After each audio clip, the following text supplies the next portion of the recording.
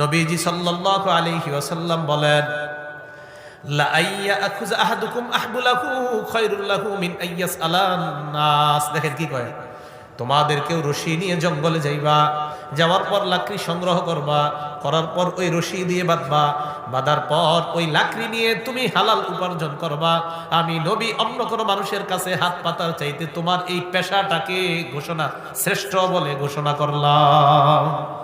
কারো কাছে চাওয়ার চাইতে তুমি জঙ্গলে গিয়ে লাকড়ি আনলা, রশি দিয়ে বাঁধলা, এটা নিয়ে বিক্রি করলা, এই উপার্জিত তোমার এই উপার্জিত যে ইনকামটা, এটা দিয়ে তুমি হালাল খাদ্য খাইলা।